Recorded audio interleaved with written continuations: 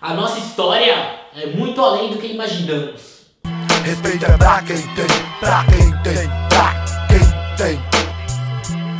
Respeita pra quem tem. E aí, seja bem-vindo ao Black Tuji, o canal mais afrocintonizado desse YouTube. E quando pensamos na corrida espacial que marcou as décadas de 1950 e 1960, automaticamente lembramos dos Estados Unidos e da União Soviética. Mas você sabia que a Zâmbia, na África, também teve um programa espacial? Está na hora de você conhecer a história que não é contada na escola. Está na hora de você saber que a nossa história é feita de perdas e glórias. Com o fim da Segunda Guerra Mundial e a vitória dos aliados, foi iniciado e ficou conhecido como a Guerra Fria. Basicamente, era uma disputa de poder. E neste contexto, entenda poder como tecnologia. E naquela época, uma forma de demonstrar o seu poder para o mundo era a corrida espacial.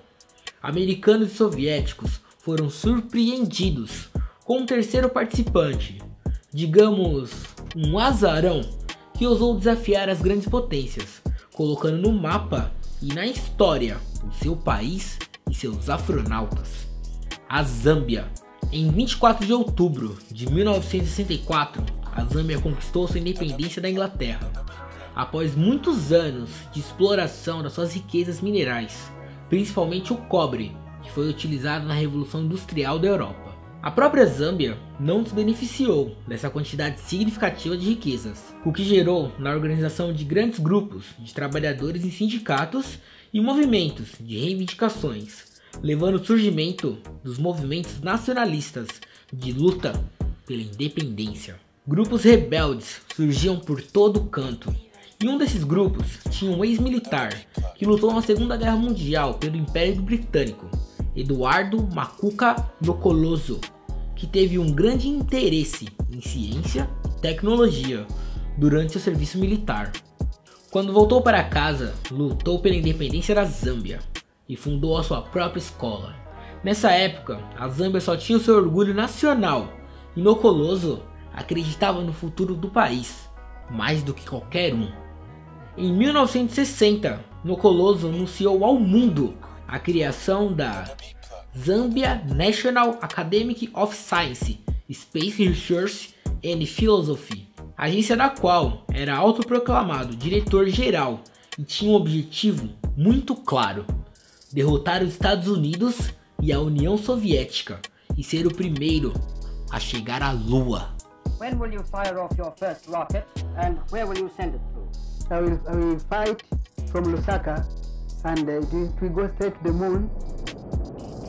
O projeto espacial era sério, apesar de não ser oficialmente apoiado pelo governo.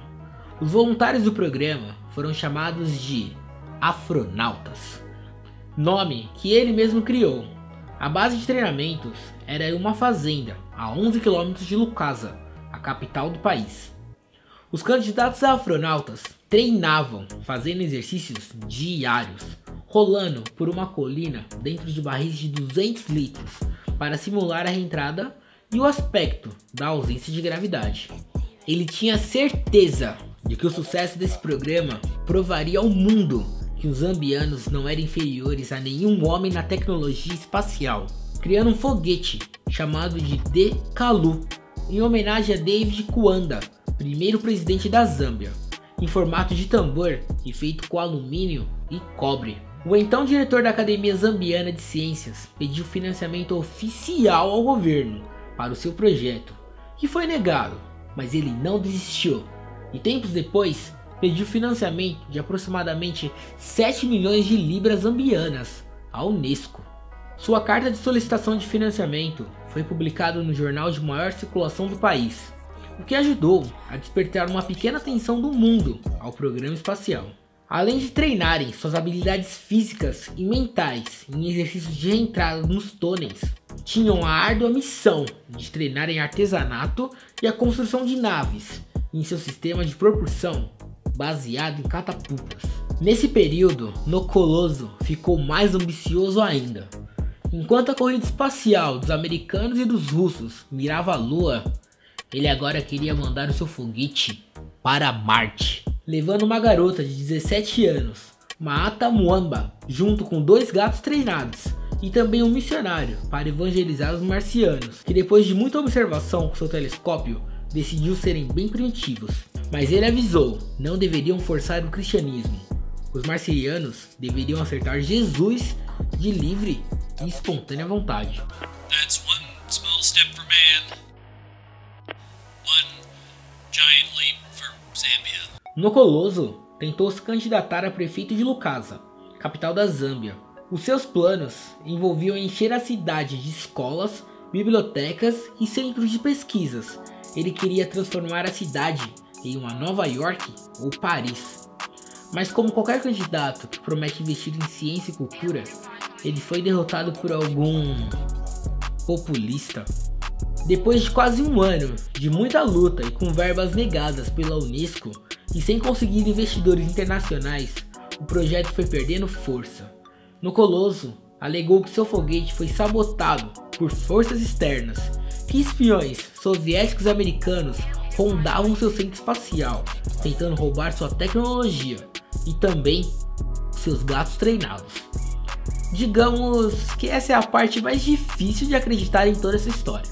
Mas para completar, a garota queria ser a primeira astronauta a ir para o espaço e engravidou, e os pais a proibiram de continuar no programa espacial. Em 1969, com a chegada do homem à Lua, os candidatos a astronautas acabaram abandonando o projeto. O centro espacial foi demolido e Nokoloso seguiu para outros projetos, trabalhando em órgãos do governo, promovendo ciência e educação. Apesar de não ter dado certo, o programa proposto por Nokoloso é apontado como um grande projeto afrofuturista. A história do programa espacial zambiano foi trazida à tona novamente em 2003, graças ao trabalho da fotógrafa espanhola Cristina de Midier, que criou a série de fotografia The Astronauts. E em 2015 foi lançado um curta-metragem de mesmo nome, que está disponível aqui no YouTube. Vou deixar o link aqui na descrição.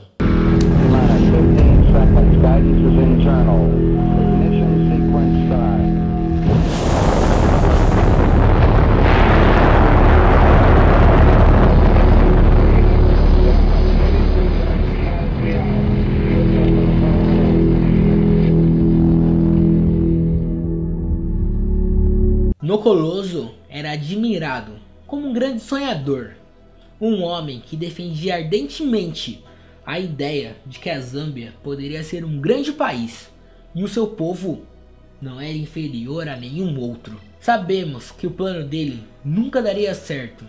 Também sabemos que o foguete nunca chegaria em Marte em alguns dias, mas isso não importa.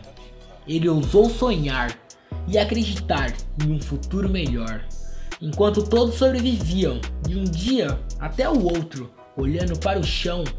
Ele teve a coragem de levantar a cabeça e olhar para cima e sonhar com um mundo melhor para o seu país. Ele morreu em 1989, aos 70 anos, e teve um funeral de chefe de estado.